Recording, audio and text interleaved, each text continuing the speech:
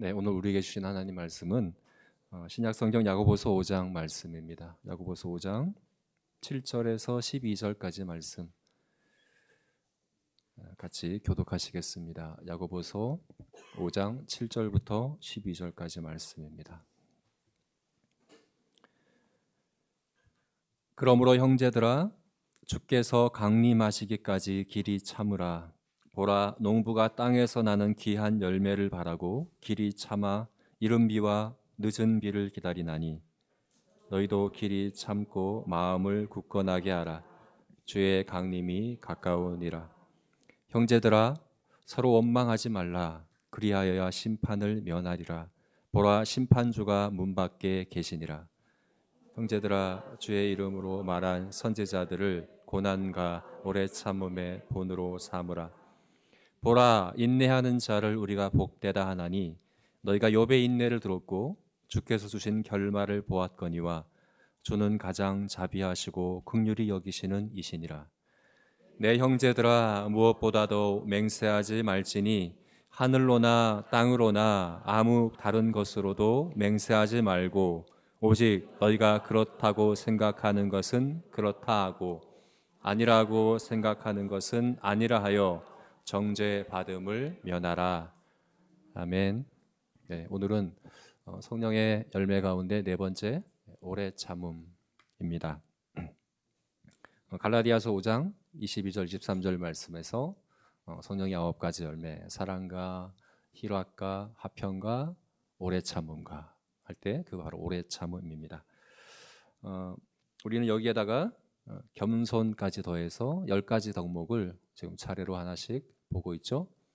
우리가 올해부터는 셀 모임의 이름을 성령의 열매로 붙이기로 했었고, 근데 9개 셀이 넘어가더라고요. 그래서 갈라디아서 5장에 나오는 덕목은 아니지만 신약 성경에서 볼 수 있는 예수 그리스도의 성품, 그리고 성령의 열매를 할 수 있는 겸손을 더해서 10가지 우리 보고 있는데요. 자, 오늘은 이 겸손입니다. 그런데 이런 의문이 드는 분이 있을 수 있습니다. 왜 우리 제자교회 셀에는 오래 참음 셀이 없을까? 이렇게 의문을 가질 수 있어요. 우리 오래 참음 셀이 없죠, 그죠? 셀의 이름에 오래 참음이 없습니다. 성령의 열매들로 셀의 이름을 정하려고 하니까 다 귀한 덕목이죠. 근데 내 셀의 이름으로 정하기는 좀 부담스러운 이름들이 있습니다. 그 중에는 예를 들어서 충성, 절제, 오래 참음 이런 이름들이죠. 그래서 충성과 절제는 형제셀로 넘어갔습니다. 이게 그 충성, 절제 이거 좀 남성적인 그런 이제 그런 분위기도 나잖아요. 그래서 그건 이제 갔는데 하나가 문제입니다. 오래 참음. 자매 셀 중에 한 셀이 오래 참음 셀이 되어야 하는 거예요. 근데 부담스러운 거죠. 근데 감사하게도 어느 김모 리더 집사님이 용감하게 그것을 하겠다고 자원했어요. 우리 셀 리더 중에 김씨 한 명입니다. 네. 아마도 그 순교하는 심정이 아니었을까? 네. 근데 이제 그 정하고 나니까 또 부담스러운 거예요. 왜냐하면 내가 순교하는 심정으로 그걸 정하는 건 할 수 있는데 셀원들은 어떡합니까? 셀원들은 강제로 그것을 셀 이름으로 정해야 되잖아요. 그러니까 셀원들이 어떻게 생각할까 걱정이 되는 거예요. 그래서 한 가지 요청을 해왔습니다. 뭐냐면 오래 참음 셀이 아니라 인내 셀로 해주십시오. 이렇게 요청을 해왔어요. 오래 참음이라고 하지 말고 인내로 해주십시오. 그래서 우리 제자교회는 오래 참음 셀이 없습니다. 인내 셀만 있는 거죠. 하나의 그런 이제 그 오래 참음이라고 하는 이 성령의 열매, 이것에 대한 우리들의 오해, 편견 혹은 부족한 이해를 잘 보여주는 단면이 아닌가 그렇게 생각됩니다.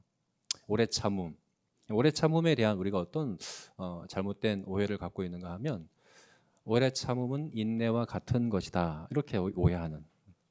그래서 오래 참음 셀 대신에 인내 셀로 불러주세요. 왜 어감이 더 좋은데 의미는 어차피 같은 거다 이렇게 생각할 수 있는 거죠. 그래서 인내셀로 불러주십시오 이렇게 생각하는. 그러나 여러분 오래 참음과 인내는 다른 겁니다. 다른 겁니다. 성령의 열매로서의 오래 참음은 인내가 아닙니다. 또 다른 오해는 뭐냐면 인내보다는 오래 참음이 더 어렵다, 더 부담스러운 거다 하는 그런 오해를 또 하는 것 같아요. 인내가 참고 견디는 거라면 오래 참음은 오래 참고 견디는 것 아닐까 이런 생각을 하시는 것 같아요. 그러니까 참고 견디긴 하는데 오래 참음은 싫어요. 오래 참음은 싫어요. 이렇게 인내는 하겠습니다. 근데 오래 참음은 싫습니다. 이렇게 하는 그런 생각을 하는 것 아닌가 이렇게 생각이 듭니다. 그런데 여러분 다 오해입니다. 인내와 오래 참음은 다른 겁니다. 그리고 오래 참음이 인내보다 더 어렵다는 것도 잘못 생각한 겁니다. 오히려 반대입니다. 오늘 본문에서 우리가 그것을 알 수 있는데요. 오늘 본문을 보면 야고보 사도가 이 오래 참음과 인내를 구분해서 이야기하는 것을 볼 수 있습니다. 먼저 오래 참음은 어디에서 말씀하고 있나요? 7절과 8절 말씀을 보면 길이 참으라 하는 말씀 있죠. 길이 참으라. 이거 오래 참음입니다. 그리고 10절 말씀에도 보게 되면 10절 말씀에는 오래 참음이라고 아예 언급하고 있습니다. 10절을 보게 되면 형제들아 주의 이름으로 말한 선지자들을 고난과 오래 참음의 본으로 삼으라. 오래 참음이란 말이 나오죠. 그죠? 자, 그런데 오래 참음만 나오는 것이 아니라 인내도 오늘 본문에 나오죠. 11절 말씀 볼까요? 11절 말씀을 보게 되면 보라 인내하는 자를 우리가 복되다 하나니 너희가 욥의 인내를 들었고 인내가 두 번 나오고 있는 것을 볼 수 있습니다. 여기 오래 참음이라고 한 이 단어는 헬라어로 보게 되면 마크로디메오라는 이 단어이고 갈라디아서 5장 22절에 나오는 사랑과 희락과 화평과 오래 참음과 할 때는 바로 이 단어입니다. 마크로디메오라는 이 단어입니다. 오래 참음 이 단어입니다. 그리고 여기서 야고보 사도가 인내라고 할 때 말한 이 단어는 히포메노라는 이 단어인데 분명히 다른 단어예요. 오래 참음과 인내가 다른 단어로 야고보 사도가 아주 분명하게 구분지어서 이야기하고 있다는 것을 볼 수 있습니다. 단어만 달리 쓴 게 아니에요. 내용적으로도 이 둘을 이렇게 분리하고 있습니다. 구분하고 있습니다. 오래 참음과 인내를 따로따로 이야기하고 있습니다. 우리가 내용적으로 이 오늘 우리가 읽은 7절부터 12절 말씀을 단락을 좀 구분해 본다면 7절부터 9절까지 말씀이 한 단락이에요. 여기서는 오래 참음에 대해서 이야기하고 있습니다. 7절부터 9절까지 말씀. 근데 누구를 본보기로 이야기합니까? 농부를 본보기로. 오래 참음에 대해서 교훈할 때는 농부를 본보기로 해서 너희가 길이 참으라. 농부와 같이 길이 참으라. 이게 7절부터 9절까지 말씀이에요. 10절부터 12절까지 말씀은 인내에 대해서 이야기합니다. 여기는 또 다른 본보기를 들고 있습니다. 농부가 아니라 어떤 누구를 본보기로 듭니까? 선지자들과 욥. 선지자들과 욥을 본보기로 들어서 인내, 너희가 이렇게 인내해라 이렇게 이야기하고 있는 거죠. 그래서 다르게 이야기하는 겁니다. 다르게 교훈하는 겁니다. 오래 참음과 인내를 구분해서 이야기하는 겁니다. 그런데 혹시나 눈썰미가 좀 빠르신 분은 그런 생각이 들 수 있어요. 지금 단락 구분을 제가 7절부터 9절까지로 그리고 10절부터 12절로 구분해서 7절부터 9절이 오래 참음에 대해서 10절부터 12절이 인내에 대해서 이야기하는 것이다 구분했는데 자세히 보면 10절 말씀에 오래 참음이라는 단어가 나와요. 그죠? 10절에 나와요. 인내는 11절부터 나오잖아요. 그러면 10절까지를 오래 참음에 대한 말씀으로 구분하지 않고 왜 9절까지만 오래 참음이라고 구분했습니까? 이렇게 생각하실 수 있습니다. 맞습니다. 오래 참음이라는 단어가 11절에 나옵니다. 근데 이게 정말 이 10절 말씀이 우리가 이 인내와 오래 참음을 구분하는 데 있어서 열쇠가 되는 중요한 구절인데요. 인내라는 말이 안 나와요. 10절에는. 그러나 인내를 잘 표현하고 있어요. 인내를 정확하게 표현하고 있어요. 어떻게 표현하고 있냐면 고난과 오래 참음이라고 표현하고 있는 거죠. 고난과 오래 참음의 본을 삼으라. 다시 말해서 인내는 뭐냐? 오래 참음에다 고난이 더해진 것을 이야기하는 겁니다. 그래서 우리 10절 말씀을 그렇게 읽을 수 있습니다. 여기서 말하고 있는 고난과 오래 참이란 말 대신에 아예 인내를 넣어서 읽어도 되는 겁니다. 형제들아 주의 이름으로 말한 선지자들을 고난과 오래 참음의 본을 삼으라가 아니라 인내의 본을 삼으라 이렇게 해도 이해가 되는 거죠. 11절 말씀에 욥에 대해서 이야기할 때도 욥의 인내를 들었고 대신에 욥의 고난과 오래 참음을 들었고 이렇게 해도 여러분 같은 의미로 우리가 생각할 수 있는 겁니다. 자, 정리해 보자면 이렇습니다.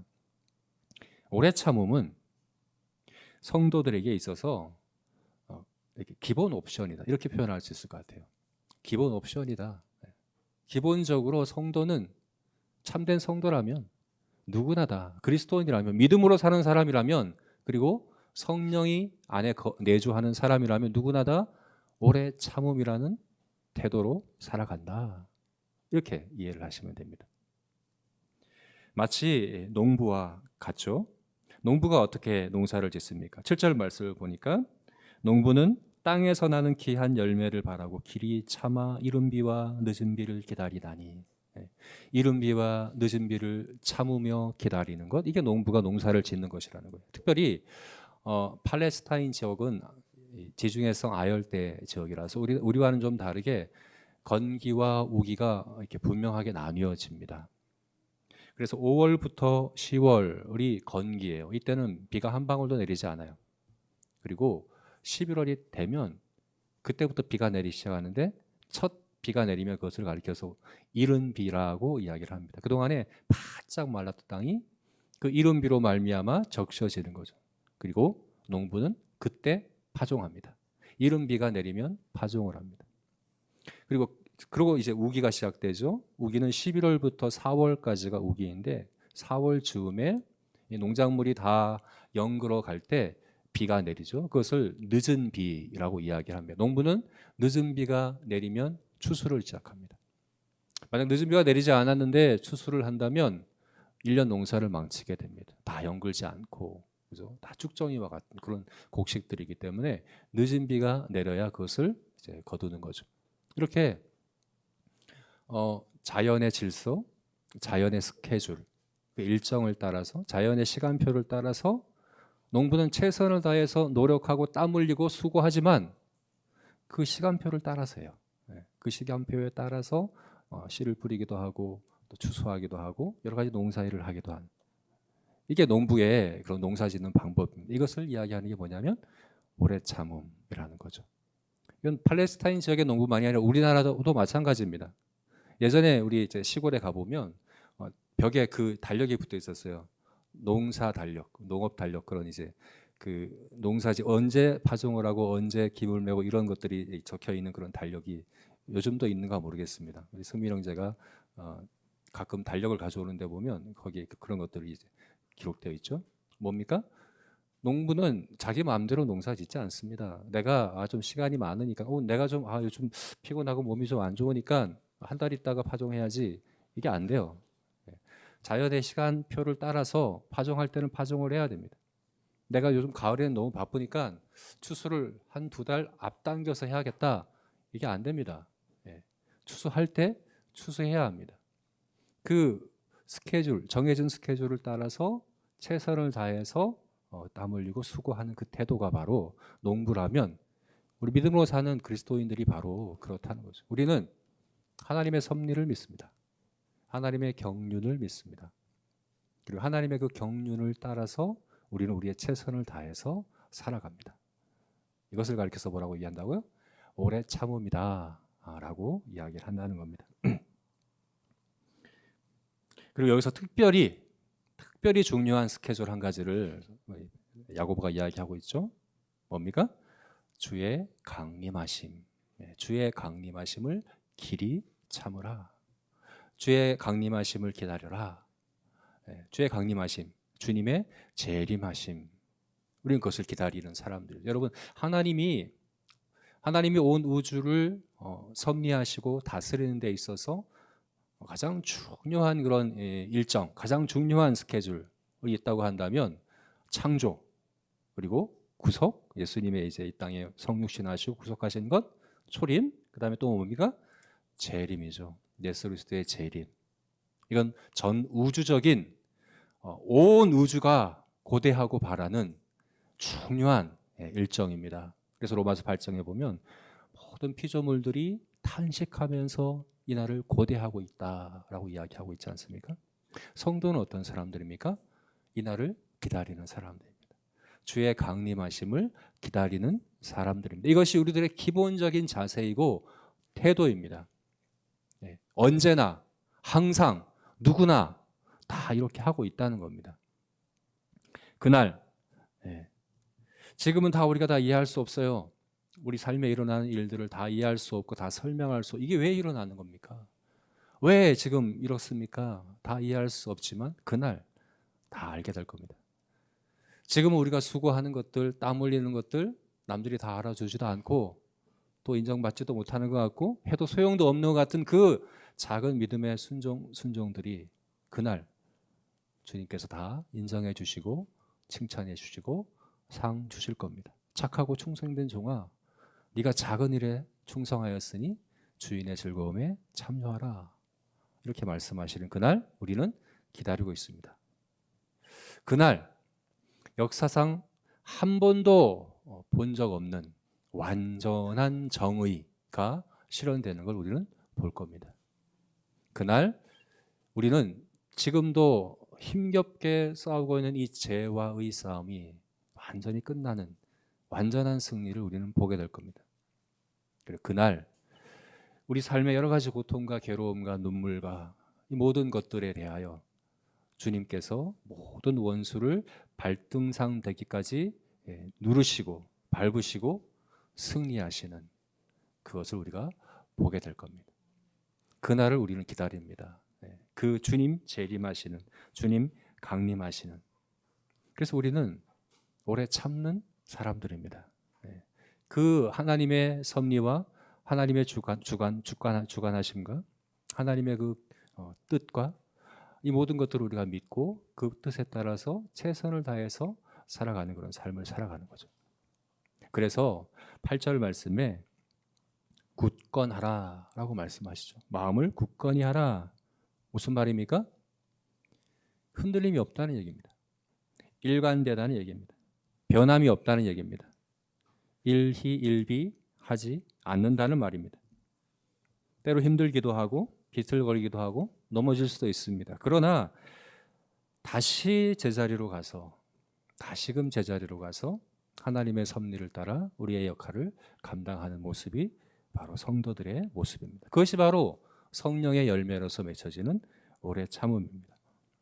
저는 이 오래 참음의 이 열매를 생각할 때 우리 박상도 선교사님이 생각이 났어요. 우리 타지키스탄에 가 있는 박상도 선교사님이 갈 때 새 아이의 이름을 개명을 했죠. 물론 이제 호적에 바꾼 건 아니고 이 다른 이름을 붙여줬어요. 어떤 이름을 붙였냐면 서서히 꾸준히 끝까지라는 이름을 아이들에게 붙여줬습니다. 한결 같고 꾸준히 그 사역을 감당하겠다 하는 그런 의미죠. 그동안에 첫째 아이가 난치병에 걸리기도 하고 또 둘째 아이가 심각한 불안 장애를 겪기도 하고 여러 가지 많은 문제들이 있었어요. 근데 보면 한결같습니다. 꾸준합니다. 그 자리에서 오래 참음으로 그 자리를 지켜가는 그런 모습을 제가 봤습니다. 저는 성도의 성숙함의 증거는 바로 이 오래 참음이라고 생각합니다. 한결같음, 꾸준함, 변함없음, 이것이 바로 성령의 특별한 열매이기 때문에 그렇습니다. 저와 여러분이 이와 같은 오래 참음의 열매를 맺는 그런 성도이기를 주님의 이름으로 축원합니다. 그 다음에는 인내입니다. 인내. 오래 참음이 성도의 기본 옵션. 그러니까 성도라면 누구나 다 언제나 오래 참음의 자세와 모습으로 살아가는 것이라면 인내는 거기에다가 고난이 더해졌을 때의 모습입니다. 그래서 인내를 이야기할 때 이 야고보 사도는 고난과 오래 참음이라고 이렇게 표현을 하고 있는 것이죠. 때로 우리가 그런 특별한 고난의 때를 만나죠. 네. 오래 참음은 하나님의 섭리를 바라보는 것이라고 한다면, 하나님의 섭리를 믿고 바라고 살아가다가도 특별한 고난이 찾아올 때가 있습니다. 그때 우리는 어떻게 해야 됩니까? 오래 참음만으로 안 된다는 이야기입니다. 그때는 인내해야 한다라고 이야기하는 겁니다. 오래 참음은 좀 시간에 초점이 있어요. 긴 시간. 인내라고 하는 것은 우리에게 주어지는 압력, 우리에게 주어지는 그런 압박감, 이것이 더 심하게, 다른 때보다 더 특별히 더 크게 주어지는 그때가 있다는 거죠. 그때 해야 하는 것은 바로 인내다 하는 것입니다. 그리고 이 예를 야고보 사도는 누구를 예로 듭니까? 본보기로 듭니까? 선지자들과 욥을 본보기로 들고 있다는 거죠. 선지자들, 그 욥, 이들은 구약 성경에서 고난과 핍박의 대명사와 같은 사람들이죠. 대표적인 사람들이죠. 고난과 핍박 가운데 있었던 사람들, 그죠? 선지자는 어떻습니까? 하나님께서 전하라고 하신 말씀을 전할 때 돌에 맞기도 하고, 가족들로부터 버림받기도 하고, 동족들로부터 이렇게 소외당하고 죽임을 당하기도 하고, 그런 핍박을 당했던 선지자들. 욥은 어떻습니까? 사실 욥은 왜 이런 고난이 오는지 이유를 알 수가 없었어요. 그죠? 욥이 뭘 잘못한 것도 아니에요. 특별한 죄가 있었던 것도 아니에요. 그냥 그럼 갑작스럽게 그런 고난이 찾아와서 가장 그런 이제 심각한 고난을 겪었던 사람이 욥이죠. 자, 그런데 그럼 인내는 그럼 욥과 같고 선지자와 같은 특별한 성도들만 갖는 것인가? 모든 성도가 아니라 특별한 사람들만 그럼 인내를 가지면 되는가? 그건 아닙니다. 또한 늘 인내해야 되는 건 아니지만 이것은 또한 모든 성도가 동일하게 해야 되는 것이기도 합니다. 디모데후서 3장 12절 말씀을 보니까 무릇 그리스도 예수 안에서 경건하게 살고자 하는 자는 박해를 받으리라. 무릇 누구나 그리스도 예수 안에서 경건하게 믿음으로 살고자 하는 자는 핍박이 있습니다. 선지자들과 같이 박해를 받게 됩니다. 베드로전서 4장 12절을 보니까 사랑하는 자들아 너희를 연단하려고 오는 불시험을 이상한 일 당하는 것 같이 여기지 말라. 이것은 핍박이 아니라고 하더라도 욥과 같이 이유를 알 수 없는 그런 고난이 불시험과 같이 찾아올 때 이상한 일 당하는 것처럼 생각하지 말아라. 당연하게 여겨라 라고 이야기하는 걸 볼 수 있습니다. 그리고 또한 12장, 히브리서 12장 7절부터 11절, 이건 우리가 함께 좀 봤으면 좋겠습니다. 히브리서 12장 7절부터 11절 말씀도 동일하게 이야기하고 있는데요. 읽겠습니다. 너희가 참음은 징계를 받기 위함이라 하나님이 아들과 같이 너희를 대우하시나니 어찌 아버지가 징계하지 않는 아들이 있으리요. 징계는 다 받는 것이거늘 너희에게 없으면 사생자요 친아들이 아니니라. 또 우리 육신의 아버지가 우리를 징계하여도 공경하였거든 하물며 모든 영의 아버지께 더욱 복종하며 살려 하지 않겠느냐. 그들은 잠시 자기의 뜻대로 우리를 징계하였거니와 오직 하나님은 우리의 유익을 위하여 그의 거룩하심에 참여하게 하시느니라. 무릇 징계가 당시에는 즐거워 보이지 않고 슬퍼 보이나 후에 그로 말미암아 연단 받는 잔 의와 평강의 열매를 맺느니라. 너희가 참음은, 이 참음이 바로 오늘 본문에서 인내라고 할 때 히포메노라는 그 단어입니다. 오래 참음이 아니라 인내를 이야기하는데 이것이 없으면 사생자다. 이것이 없으면 하나님이 너희 아버지가 아니다. 누구나 다 하나님 아버지의 자녀인 누구나 모든 성도는 이와 같은 징계, 이와 같은 고난, 연단 받게 된다. 왜요? 아버지께서 사랑하시기 때문이다. 아버지께서 우리를 더욱 거룩하게 하시고 의와 평강의 열매를 맺게 하시고자 하는 특별한 뜻 가운데 성도인 우리에게 이와 같은 어려움을 허락하신다 하는 겁니다. 이거는 선지자들과 같은 그런 믿음 때문에 받는 핍박이든 아니면 욥과 같은 이유를 알 수 없는 그냥 그냥 찾아오는 그런 어려움이든 그 원인이 표면적인 원인이 무엇이든지 간에 그 근본 원인에 있어서는 하나님의 사랑과 자비와 긍휼 때문이다라고 얘기하는 겁니다. 그래서 오늘 본문에서 얘기하는 거잖아요.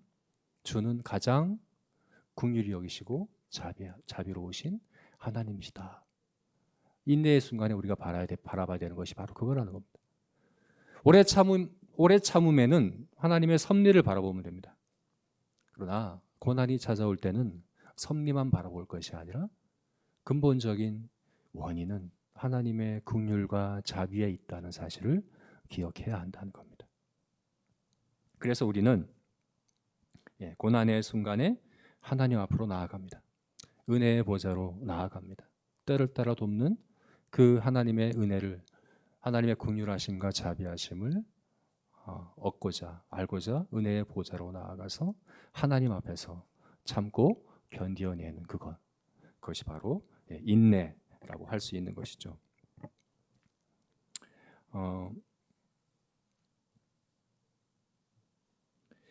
자, 그럼 이제 마지막으로 그러면 우리가 이 오래 참음과 인내라고 하는 이 열매를 어떻게 우리 삶에 적용시키고 열매를 맺을까 하는 것으로 9절 말씀과 12절 말씀 우리가 함께 나누며 오늘 말씀을 맺겠습니다. 9절 말씀과 12절 말씀은 야고보서가 그래요. 야고보서가 실천, 행함을 강조하는 이 서신이다 보니까 아주 실제적이죠. 그럼 어떻게 우리가 오래 참을까? 어떻게 인내할까에 대해서 하지 말아야 될 것 한 가지씩을 분명하게 말씀해 주고 있는 거죠. 다시 말해서 9절 말씀은 오래 참음과 반대되는 겁니다. 오래 참기 위하여 하지 말아야 될 것입니다. 우리가 갈라디아서 5장 말씀에서 성령의 열매를 볼 때도 말씀했던 것처럼 성령의 소욕은 육체의 소욕을 거스르고 육체의 소욕은 성령의 소욕을 거스르죠. 그죠? 성령의 열매를 맺는 것은 육체의 소욕을 누른 죄의 습관과 죄의 옛사람의 모습들을 우리가 누르고 죽이고 하는 그것을 통해서 우리가 성령의 열매를 맺는데, 그러면 오래 참음을 위해서 우리는 어떤 죄를 눌러야 될까? 바로 원망하는 것입니다. 9절 말씀, 우리 다시 한번 9절 말씀 읽어볼까요? 같이 한번 읽겠습니다. 시작. 형제들아 서로 원망하지 말라. 그리하여야 심판을 면하리라. 보라 심판주가 문 밖에 계시니라. 지금 야고보 사도가 오래 참음에 대해서 이야기하다 갑자기 뭘 얘기합니까? 원망하지 마라. 서로 원망하지 마라 라고 이야기를 하고 있다는 거예요. 오래 참음의 반대가 뭐라고요? 원망하는 거라는 겁니다. 이게 왜 이게 오래 참음의 반대일까? 오래 참음과 원망하는 게 어떻게 서로 연관될까? 이렇게 궁금할 수 있는데, 그게 두 가지 차원에서 연관이 되고 두 가지 차원에서 원망하는 것은 오래 참음의 반대가 됩니다. 첫 번째는 원망하는 것은 하나님의 시간표가 아니라 내 시간표대로 살아가겠다는 태도이기 때문에 그렇습니다. 오래 참음이 하나님의 시간표대로 살아가고자, 하나님의 섭리대로 살아가고자 하는 그런 태도죠. 그런데 그 하나님의 시간표가 늘 내가 원하는 대로 흘러가지는 않습니다. 내가 기대하는 대로 진행되는 게 아닙니다. 내 뜻대로 되지가 않습니다. 그때 일어나는 것이 무엇입니까? 오래 참지 못할 때 원망이 일어나게 되는 거죠. 이것이 구약 성경을 보게 되면 이 광야의 이스라엘 백성들이 가장 많이 범했던 죄가 바로 이 원망의 죄입니다. 계속해서 반복해서 그들을 원망하고 불평했습니다. 하나님께서 홍해를 가르셔서 건너게 하셨죠. 불기둥과 구름 기둥으로 그들을 할마다 인도하셨죠. 하늘에서 만나와 메추라기를 먹이셨죠. 그런데도 그들은 끊임없이 원망하고 불평했습니다. 여러분, 원망과 불평은 죄인이라면 가장 큰 은혜와 기적의 자리에서도 일어나게 되어 있습니다. 그게 우리 안에 있는 죄의 본성입니다. 오래 참으면 이 죄의 본성을 누르는 겁니다. 내 시간표가 아니라 내 계획과 뜻이 아니라 하나님의 뜻과 계획과 하나님의 시간표를 따라서 모든 만물이 그리고 우리의 삶의 모든 일들이 되어져야 한다는 것을 믿고 그 하나님의 섭리를 따라 날마다 최선을 다해 순종하며 살아가는 그게 바로 오래 참음입니다. 그래서 원망은 오래 참음의 반대가 되는 거죠. 두 번째는 왜 이 원망이 오래 참음에 반대가 되는가 하면, 원망은 이 세상이 하나님의 섭리가 아니라 사람들에 의해 돌아가고 있다라고 생각하는 것이기 때문에 그렇습니다. 그래서 이 서로 원망하지 말라. 이 서로라는 말이 이렇게 붙어 있는 거죠. 무슨 말입니까? 대상이 다른 거예요. 오래 참음의 대상은 누굽니까? 하나님입니다. 하나님의 섭리입니다. 하나님을 바라보는 겁니다. 그런데 이때 원망은 누구를 바라보는 겁니까? 사람들을 바라보는, 옆에 사람을 바라보는 것입니다. 그래서 대상이 다릅니다. 저는 그래서 이 원망도 문제지만 이 서로라고 하는 것이 더 큰 문제라고 저는 생각을 합니다. 욥을 한번 생각해 보세요. 욥은 원망했습니까? 안 했습니까? 욥은 불평했습니까? 안 했습니까? 했죠. 많이 했습니다. 원망했습니다. 불평했습니다. 근데 욥을 인내의 본보기로 이야기합니다. 욥은 의롭다라고 이야기합니다. 왜 그렇습니까? 욥은 하나님께 원망했습니다. 하나님을 향해 있었습니다. 그죠? 원망과 불평이 일어났지만 끊임없이 하나님께 나아가는 그것이 사실은 욥이 견딘, 욥이 보여준 인내의 본보기라고 할 수 있는 거죠. 여기서 지금 야고보 사도가 이야기하는 건 뭡니까? 하나님이 아니라 서로에게, 사람들에게 원망하고 불평하는 것을 지금 이야기하는 거죠. 그렇게 하는 것은 바로 오래 참음에 정반대되는 것이고, 그것은 하나님의 섭리를 부정하는 것이고, 그것이 바로 이스라엘 백성들이 광야에서 보여줬던 배역하고 패역한 죄악의 모습이었던 거죠. 이스라엘 백성들이 정말 하나님께 원망 안 했어요. 모세에게 원망했죠, 그죠? 아론에게 원망해. 사람들을 탓하고, 사람들에게 불평하고, 사람들을 원망하고, 너 때문에 이런 거야.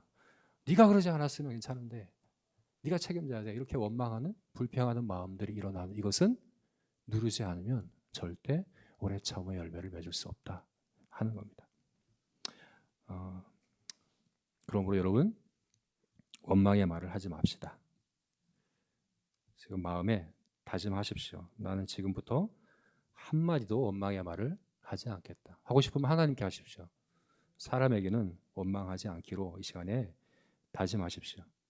왜냐하면 이거 심각한 문제입니다. 9절 말씀에 심판주가 문 밖에 계시니라. 사람에게 원망하면서 주의 강림을 기다린다고 하지 마십시오. 그건 심판을 기다리는 겁니다. 주의 강림을 기다리신다면 절대 사람에게 원망하지 않은 죄를 누리시고, 정 원망하고 싶으시면 욥과 같이 하나님께 나아가십시오. 은혜의 보좌로 나아가십시오. 주께 나아가서 기도하심으로 늘 오래 참음의 열매를 맺어가는 저와 여러분이 되었으면 좋겠습니다. 두 번째는 맹세하지 말라. 맹세하지 말라. 이건 12절 말씀인데요. 우리 12절 말씀 또 같이 한번 읽어보겠습니다. 읽겠습니다. 시작. 내 형제들아, 무엇보다도 맹세하지 말지니 하늘로나 땅으로나 아무 다른 것으로도 맹세하지 말고 오직 너희가 그렇다고 생각하는 것은 그렇다 하고 아니라고 생각하는 것은 아니라 하여 정죄받음을 면하라. 이것은 인내에 대해서 이야기하는 겁니다. 인내라는 열매를 맺기 위해서 우리가 눌러야 될 죄가 있다고 한다는 것은 바로 맹세하는 것이다. 또 이것도 우리가 언뜻 이렇게 이해가 안 될 수가 있습니다. 어떻게 맹세하는 것과 인내하는 것이 반대가 될까? 왜 이것이 정반대로 이렇게 얘기할까? 이것도 두 가지 차원에서 설명드릴 수 있습니다. 첫 번째로 맹세하는 것은 문제를 회피하려는 겁니다. 문제를 직면하려는 대신에 회피하려는 태도이기 때문에 그렇습니다. 물론 이 맹세는요, 바른 맹세를 얘기하는 거 아닙니다. 바른 맹세도 있습니다. 우리가 하나님 앞에 언약하고 서약하고 서원하고 또 성도들과 함께 서로 약속하고 맹세하고 그 바른 약속을 지켜가려고 노력하고, 이것은 바른 맹세입니다. 법정에서 위증하지 않겠다고 맹세하는 거, 이건 바른 겁니다. 이건 하지 말라는 얘기가 아닙니다. 여기서 지금 하지 말라는 건 뭡니까? 거짓 맹세입니다. 거짓 맹세. 정말 그럴 뜻이 없는데, 사실은 그렇지 않은 게 분명한데 과장되게 말하는 거예요. 과장되게 맹세하는 거예요. 왜 그렇게 합니까? 우리가 고난 가운데 있을 때 드는 마음이 뭡니까? 피해의식과 억울한 마음과 보상 심리와 자꾸 나를 드러내고 싶은 거예요. 자꾸 나를 이야기하고 싶은 거예요. 내가 인정받고 싶은 거예요. 그래서 과장되게 이야기하는 거죠. 과장되게 자신에 대해서 자꾸만 이야기하려고 하는 그 태도가 바로 여기서 말하고 있는 맹세하려고 하는 그런 태도입니다. 여러분, 이것은 하나님의 긍휼과 자비를 믿지 않는 태도입니다. 지금 일어나고 있는 이 고난이 하나님의 긍휼과 자비 아래에 있다는 것을, 그럼 어떻게 해야 됩니까? 하나님께 나아가야 됩니다. 하나님께 나아가서 직면해야 됩니다. 하나님이 나를 어떻게 연단시키고자, 나의 어떤 부분을 성장시키고 변화시키고자 지금 일하고 계신가, 하나님 앞에 나아가서 정직하게 직면해 봐야 하는데, 자꾸 사람들 앞에서 나는 아니야, 나는 문제 없어, 자꾸만 자기를 과장하고 자기를 그렇게 드러내고자 하는 그런 마음들이 나타나는 거죠. 그래서 이 맹세하는 것은 인내의 반대입니다. 자기를 직면하려고 하지 않고 하나님의 선하심과 하나님의 긍휼과 자비를 인정하려고 하지 않는 태도이기 때문에 그렇습니다. 또한 두 번째로는 이것이 또한 하나님의 섭리가 아니라 사람들에 의해 이 세상이 삶이 움직여가고 있다고 믿는 태도이기 때문에 그렇습니다. 왜 이웃에게 맹세합니까? 왜 사람들 앞에서 맹세합니까? 사람들로부터 인정받고 싶은 거죠. 사람들로부터 신뢰를 얻고 싶은 거죠. 나를 드러내고 사람들이 나를 인정해 주는 걸 받고 싶은 거죠. 왜 그렇게 합니까? 삶이 사람들에게 달려 있다라고 생각하는 것이기 때문에, 그래서 사람들을 움직이려고 하는 거죠. 나에 대한 사람들의 생각을 바꾸려고 하는 거죠. 실제가 아닌데, 그죠? 난 이만큼인데 이만큼 과장해서 사람들에게 어필하고 싶은 거죠. 이것은 그래서 인내의 정반대입니다. 인내는 하나님의 은혜의 보좌로 나아가는 것이거든요. 하나님의 자비, 하나님의 긍휼을 믿고 바라며 하나님께서 뜻 가운데 이루실 그 일을 은혜의 보좌에서 하나님의 도우심을 구하며 하나님께 머무는 그것이 바로 인내인데, 자꾸만 사람들에게 가서 나를 드러내고 나를 이야기하고 나를 가장하고 내가 사람들에게 인정받고, 그래서 이 어려움이 빨리 끝내고 싶은 거죠. 그죠? 사실은 끝나지도 않아요. 그렇게 한다고 끝나지도 않아요. 근데 빨리 벗어나고 싶은 거죠. 그것은 우리가 인내라고 하는 열매를 맺기 위해서 반드시 눌러야 될 죄의 태도라는 사실을 우리가 잘 기억해야 되겠습니다. 그러므로 고난 가운데 있을 때 하나님 앞에 나아가기를 힘쓰시고 그 하나님 앞에서 인내의 아름다운 열매를 맺어가는 저와 여러분이 되었으면 좋겠습니다. 아멘. 이제 말씀을 맺겠습니다. 함께 오늘 말씀 갖고 기도할 텐데, 기도하기 전에 우리가 이 찬양을 함께 했으면 좋겠습니다.